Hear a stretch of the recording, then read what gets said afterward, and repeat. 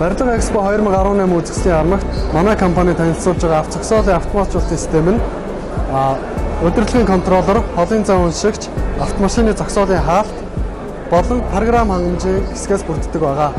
За уг систем нь хэрхэн ажигладаг вэ гэхээр хэрэглэгч бол автомашинда холын зам уншигч карт эсвэл цонхон дээр наадаг чип карт байдаг.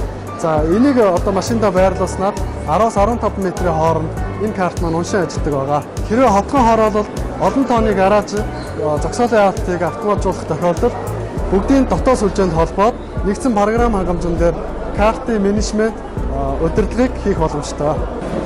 Автозогсоолын автоматжуулалтын програм хангамж нь олон тооны контроллерыг IP хаягаар өөр дөрөө нэмж удирдах бөгөөд картны тохиргоо, хэрэглэгчийн тохиргоо гэсэн маш олон функцүүдийг дотор агуулдаг.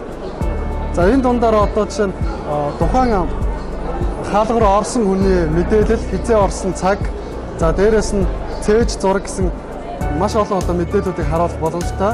За тэр нь ямар учиртай вэ гэхээр магадгүй гаражийг түрээсэлдэг хүмүүс 1 сар, 2 сарын хугацаатай картыг өгөх боломжтой. Хэрвээ төлбөрөө төлөөгөө нөхцөл тэр гараж руу нэвтрэх хэрэггүй болох одоо тохиргоо хийх бүрэн боломжтой юм аа. Автомашины зогсоолын автомат систем нь мөн ганц картны системээс гадна дугаар таны ажиллах LPR функцээр мөн ажиллах боломжтой.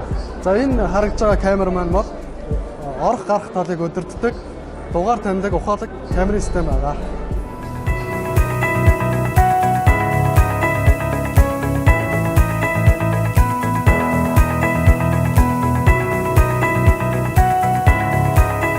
Бидний эзэмшиг